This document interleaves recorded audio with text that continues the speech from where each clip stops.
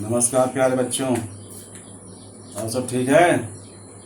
अच्छा, तो इसके पहले हम लोग जो है पाठ 4 जलवायु जलवायु के बारे में हम लोग जो है कि जो इसके पहले भाग में जो पढ़े थे कि भारत में आरोही प्रकार की वर्षा जो है नहीं होती है। ब्राज़ील में हिमपात नहीं होता है नियमित रूप से, बराबर। और जब उत्तर माने पूर्वोत्तर पवन जब मानसून लौटने लगता है तो भारत में जो है प्रायद्वीपीय क्षेत्र में वर्षा होती है, बराबर। आज हम लोग देखते हैं अगले जो भाग में क्या दिया गया है कि भारत की जलवायु में हिंद महासागर एवं हिमालय का महत्व। एक बात ध्यान देखिए आप लोग कि भारत की जलवायु में हिंद महासागर एवं हिमालय का क्या महत्व है। पहला पॉइंट है कि भारत की जलवायु तथा मानसून के निर्माण पर हिंद महासागर और हिमालय पर्वत का बहुत प्रभाव पड़ता है। भारत की जलवायु तथा मानसून के निर्माण पर जब मानसून का निर्माण होता है तो उस समय हिंद महासागर और हिमालय पर्वत का बहुत प्रभाव पड़ता है, क्योंकि हिंद महासागर हमारे देश के दक्षिण में है प्यारे बच्चों। कहाँ पर है? दक्षिण में। और हिमालय पर्वत कहाँ है? उत्तर में है। दोनों विपरीत दिशा में है, इसलिए इन दोनों का महत्व जो है हमारी मानसूनी जलवायु पर पड़ता है। मानसून का आगमन कब होता है हमारे देश में? जून में। कब होता है? जून में। पहला पॉइंट है। सेकंड पॉइंट क्या दिया है? पंजाब के मैदानी प्रदेश था राजस्थान के थार के रेगिस्तान में उष्ण जलवायु पाई जाती है, माने गर्म जलवायु पाई जाती है। इसके कारण इन प्रदेशों में ग्रीष्म ऋतु के आरंभ में कम दबाव का क्षेत्र निर्मित होता है। पंजाब के मैदानी प्रदेश था राजस्थान के थार के रेगिस्तान में गर्म जलवायु पाई जाती है। गर्म माने उष्ण। इसके कारण इन प्रदेशों में ग्रीष्म ऋतु के आरंभ में कम दबाव का क्षेत्र निर्मित होता है। तीसरा पॉइंट है हिंद महासागर पर अपेक्षाकृत अधिक वायु दाब का क्षेत्र होने के कारण वहां से अर्थात दक्षिण पश्चिम की ओर से भारत की मुख्य भूमि की ओर हवाएं बहने लगती हैं। पंजाब के मैदानी क्षेत्र में और राजस्थान का जो थार का मरुस्थल है वह थार का मरुस्थल, इसको हम लोग भारतीय महामरुस्थल बोलते हैं, लेकिन एशिया महाद्वीप देखेंगे तो उसका नाम क्या है? थार का मरुस्थल है। तो वहाँ पर कम दबाव का क्षेत्र बन जाता है। क्यों? क्योंकि तापमान अधिक होता है। पृथ्वी पर जहाँ पर तापमान कम ज़्यादा हो जाएगा वहाँ पर वायु दाब क्या होता है? कम होता है। तो रेगिस्तान है इसलिए हमेशा वहाँ तापमान क्या होता है? ग्रीष्मकाल बढ़ जाता है, तो वहाँ पर जो है वायु दाब जो है कम हो जाता है।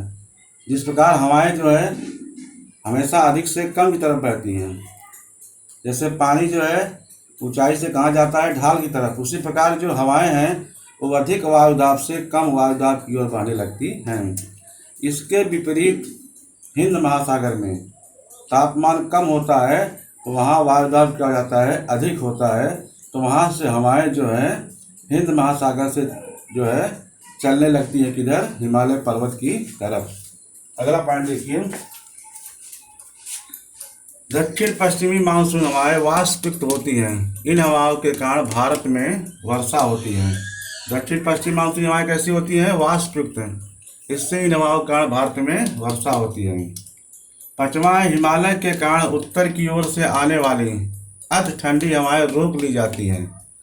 इसके कारण भारत के उत्तरी भाग अति ठंडी हवाओं से रक्षा होती है।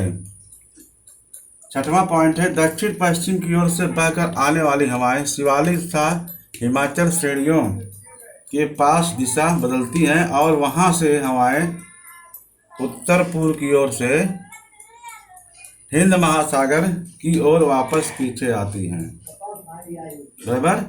ये 6 पॉइंट है। एक बार फिर देख ले आप सभी लोग, दक्षिण पश्चिम की ओर से बहकर आने वाली हवाएं शिवालिक तथा हिमाचल श्रेणियों के पास दिशा बदलती हैं और वहां से ये हवाएं उत्तर पूर्व की ओर से हिंद महासागर की ओर आपस पीछे आती हैं। 7वां पॉइंट है, उत्तर पूर्व की ओर से मुड़कर पीछे आने वाली इन मानसूनी हवाओं के कारण भी भारत के प्रायद्वीपीय भागों में वापसी की मानसूनी वर्षा होती है। ये रहा भारत की जलवायु में हिंद महासागर एवं हिमालय का महत्व है। दोनों का अपना अलग अलग महत्व है। हम लोग मैप में देखते हैं भारत के मानचित्र में प्यारे बच्चों, यहाँ दिया गया है, आप सभी देखिए। यह जो है जम्मू कश्मीर है, यहाँ 20, 23 देख रहे हैं आप लोग ना, 26, यहाँ 23, 20, ये सब जो है क्या है, तापमान है। क्या है, तापमान है। 26, 26, 29। जैसे जैसे हम लोग दक्षिण तरफ जाएंगे, यहाँ 30 से तापमान क्या होता है, बढ़ने लगता है। क्या होता है, बढ़ता है। जब जो है हवाएं प्रवेश करती हैं, दक्षिण पश्चिम मानसूनी हवाएं यहाँ से, क्योंकि ग्रीष्म काल में यहाँ जो रेगिस्तान है राजस्थान का और पंजाब का जो क्षेत्र है, यहाँ तापमान अधिक रहता है। जब तापमान अधिक रहेगा तो वायु दाब क्या हो जाता है, कम होता है। क्या होता है, कम होता है। उस समय हिंद महासागर पर तापमान कम होता है तो वायु दाब क्या रहेगा, अधिक रहेगा। तो यहाँ हवाएं जो है आगे बढ़ती हैं, दक्षिण पश्चिम मानसूनी हवाएं कहते हैं। ये जाके हिमालय से टकराती हैं, हिमालय से वापस टकरा के लौटती हैं, तो पूरे देश में बारिश होती है। और इसके ऊपर हमारे देश जो रूस है, वहाँ से जो ठंडी हवाएं आती हैं वो भी हिमालय पर्वतारोहण रोक ली जाती हैं। जब रोक ली जाती हैं, जिससे वहाँ से जो साइबेरिया का क्षेत्र है उससे जो है हमारे देश की ठंड से रक्षा होती है। इसके बाद प्यारे बच्चों, जब सितंबर के बाद का महीना जो होता है, अक्टूबर से संक्रमण काल होता है, उत्तर भारत में तापमान क्या होने लगते हैं, तब कम होने लगते हैं। क्या होने लगते हैं, कम होने लगते हैं। जब तापमान कम हो जाएंगे यहाँ वायु दाब क्या होता है, अधिक होने लगता है। इसके विपरीत यहाँ जो है वायु दाब कम होने लगता है, तो हवाएं जो दक्षिण पश्चिम हवाएं हैं ये फिर जो है पीछे हटने लगती है, जिसको मानसून पीछे हटने का समय कहता है। इसको उत्तर पूर्व मानसूनी हवाएं बोलते हैं। उत्तर पूर्व से दक्षिण पश्चिम में चलने लगती हैं, और जब ये बंगाल की खाड़ी पर पहुंचती हैं तो यहाँ इनको वाष्प मिलती है, हवाएं वाष्पित हो जाती हैं। वाष्पित होने का जो तमिलनाडु और आंध्र प्रदेश जो राज्य है भारत के तटीय इलाका, यहाँ पर शीतकाल में भी वर्षा होती है, प्रायद्वीपीय क्षेत्र में वर्षा होती है। ये जो है हिमालय और हिंद महासागर दोनों भारत की जलवायु को प्रभावित करते हैं। हिमालय और हिंद महासागर दोनों जो है भारत की जलवायु को प्रभावित करते हैं। मानचित्र माध्यम से आप लोगों को एक बिंदु को समझा दिया। 7 पॉइंट हैं। कितने पॉइंट, 7 पॉइंट। 1, 2, 3, 4, 5, 6, 7 पॉइंट। आगे देखते हैं कि ब्राज़ील के जलवायु को प्रभावित करने वाले कारक। पहला पॉइंट है, ब्राज़ील की जलवायु पर विषुवत रेखा के निकटता, ब्राज़ील की उच्च भूमि, विशाल तादाद आदि कारकों का प्रभाव पड़ता है। ब्राज़ील जो है विषुवत रेखा के समीप है।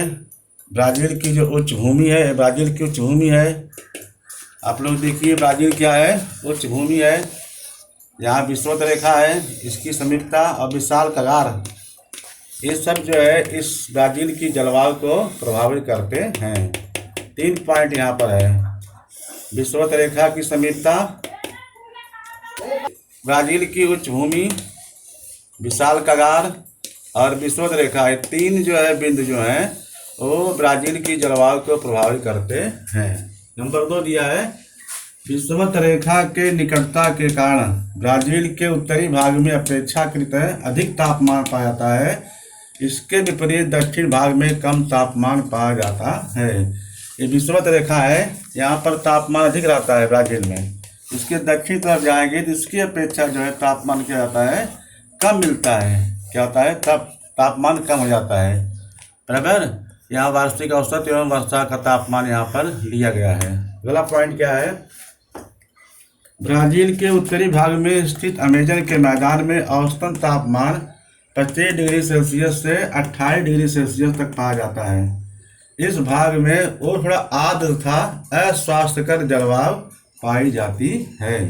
ब्राज़ील के उत्तर भाग में स्थित अमेजन नदी कहाँ पर है, ब्राज़ील के उत्तर से बहती है।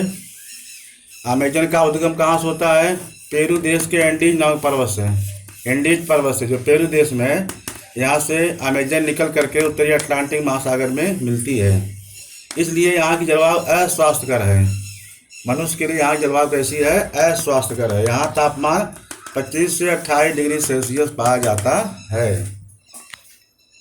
अगला पॉइंट है, ब्राजील की उच्च भूमि में अपेक्षाकृत कम तापमान पाया जाता है। इस भाग में मध्यम वर्षा होती है। नीचे आएंगे, देखिए यहाँ मध्यम वर्षा दिखाई दे रहा है। उच्च भूमि जहाँ पर है, ये ब्राजील की उच्च भूमि है, ये गुयाना की उच्च भूमि है। अब देखिए यहाँ अधिक वर्षा हो रही है इस इलाके में, यहाँ बारिश जो है कम हो रही है, यानी यह जो है यहाँ कम वर्षा क्षेत्र है। छठवां है, अटलांटिक महासागर के ऊपर से दक्षिण पूर्व तथा उत्तर पूर्व दिशाओं से आने वाली व्यापारिक हवाएं विशाल कगार के कारण बाधित होती है। माने रुकावट पैदा होता है विशाल कगार के कारण। इसके कारण विशाल कगार के समीप के तटीय भाग में प्रतिरोधी प्रकार की वर्षा होती है। प्रतिरोधी प्रकार की वर्षा, विशाल कगार यहाँ पर है। यहाँ जब व्यापारिक पवनें आती हैं तो इससे टकरा करके यहाँ प्रतिरोधी वर्षा होती है। देखिए यहाँ बारिश अधिक हो रही है, संकेत दे रहा है, लेकिन इसके आगे जब बढ़ेगी, इस पार आएंगे तो यहाँ बारिश जो है कम हो जाती है। अगला पॉइंट दिया है, ब्राजील उच्च भूमि के दूसरी ओर इन हवाओं का प्रभाव कम होता है। सातवां पॉइंट है, ब्राजील के उत्तर पूर्वी भाग में बहुत कम वर्षा होती है और वहाँ का तापमान भी अपेक्षाकृत अधिक होता है। यह प्रदेश वृक्ष छाया का प्रदेश अथवा अनावृष्ट चतुर्भुज के रूप में जाना जाता है। ब्राजील उच्च भूमि, ब्राजील के उत्तर पूर्व भाग में बहुत कम वर्षा होती है। ये ब्राजील का उत्तरी क्षेत्र है, ये पूर्वी है तो उत्तर पूर्व क्षेत्र आप देख रहे हैं, यहाँ कम वर्षा का क्षेत्र है। यह जो है अनावृष्ट क्षेत्र कहलाता है, वृक्ष छाया का प्रदेश। सबसे कम वर्षा देखिए यहीं पर हो रही प्यारे बच्चों। उत्तरी अटलांटिक, दक्षिण अटलांटिक, यहाँ से जो है व्यापारिक हवाएं चलती हैं, तो यहाँ पर बारिश सबसे कम हो रही है। वाष्पिक हवाएं यहाँ कम होती हैं, जिसके कारण वर्षा कम होती है। इसको वृक्ष छाया का प्रदेश या अनावृष्ट चतुर्भुज क्षेत्र के नाम से भी जाना जाता है। ये अमेजन का क्षेत्र है। ये देखिए यहाँ भारी बारिश हो रही है, लेकिन यहाँ पर बारिश कम हो रही है, यहाँ पर सबसे कम बारिश हो रही है। बराबर, ये ब्राज़ील का जो है मानचित्र है। बराबर, तो प्यारे बच्चों, ये रहा ब्राज़ील की जलवायु को प्रभावित करने वाले कारक। पहला कारक देखिए, ब्राज़ील की जलवायु पर विषुवत रेखा की निकटता, ब्राज़ील की उच्च भूमि, विशाल कगार आदि कारकों का प्रभाव पड़ता है। दूसरा पॉइंट है, विषुवत रेखा की निकटता के कारण ब्राज़ील के उत्तरी भाग में अपेक्षाकृत माने अधिक तापमान पाया जाता है। इसके विपरीत दक्षिण भाग में कम तापमान पाया जाता है। तीसरा पॉइंट है, ब्राज़ील के उत्तरी भाग में स्थित अमेजन के मैदान में औसत तापमान 25 डिग्री सेल्सियस से 28 डिग्री सेल्सियस तक पाया जाता है। इस भाग में वो थोड़ा आर्द्र तथा अस्वास्थ्यकर जलवायु पाई जाती है। ये 3 पॉइंट हुए। चौथा है, ब्राज़ील के उच्च भूमि में अपेक्षाकृत कम तापमान पाया जाता है। इस भाग में मध्यम वर्षा होती है। छठवां है, अटलांटिक महासागर के ऊपर से दक्षिण पूर्व तथा उत्तर पूर्व दिशाओं से आने वाली व्यापारिक हवाएं विशाल कगार के कारण बाधित होती हैं। इसके कारण विशाल कगार के समीप के तटीय भाग में प्रतिरोधी प्रकार की वर्षा होती है।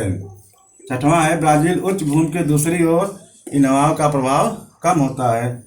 सातवां है, ब्राज़ील के उत्तर पूर्वी भाग में बहुत कम वर्षा होती है और वहाँ का तापमान भी अपेक्षाकृत अधिक होता है। यह प्रदेश वृक्ष छाया का प्रदेश अथवा अनावृष्ट चतुर्भुज के रूप में जाना जाता है। वृक्ष छाया का प्रदेश माने क्या होता है? जहाँ सबसे कम वर्षा हो, जहाँ 40 मिलीमीटर से कम वर्षा होती है, वो वृक्ष छाया का प्रदेश है। ये रहा जो है अपना वृक्ष छाया प्रदेश है ब्राज़ील में। क्या है? वृक्ष छाया का प्रदेश। आप सभी देखिए, वृक्ष छाया का प्रदेश है। तो प्यारे बच्चों, इस प्रकार ऐसे भारत की जलवायु में हिंद महासागर एवं हिमालय का भी महत्व है। यहाँ भी 7 पॉइंट दिए गए हैं। कितने पॉइंट दिए गए हैं? 7 पॉइंट दिए गए हैं कुल। बराबर, आप सभी लोग इसको क्रमवाइज से पढ़ेंगे और इसको भी क्रमवाइज से पढ़ेंगे, तो दोनों को आप सबको समझ में आ जाएगा। गृह कार्य जो है, पहला है कि भारत की जलवायु में हिंद महासागर एवं हिमालय का महत्व लिखो। दूसरा है, ब्राज़ील की जलवायु को प्रभावित करने वाले कारकों को लिखो। ये 2 जो है आप लोगों को गृह कार्य दिए गए हैं। कितने हैं? 2 गृह कार्य हैं। और ये तीसरा भाग है इस जलवायु का। ये पाठ जो है पूरा हो गया है लगभग, बराबर।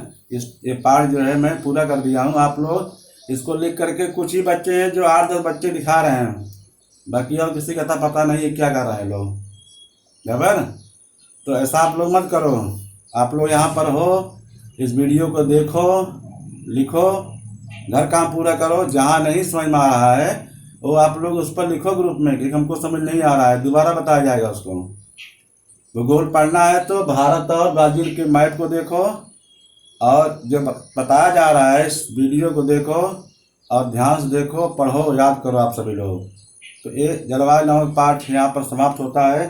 जब हम फिर मिलेंगे तो अगला पाठ पढ़ाएंगे। हाँ, जय हिंद।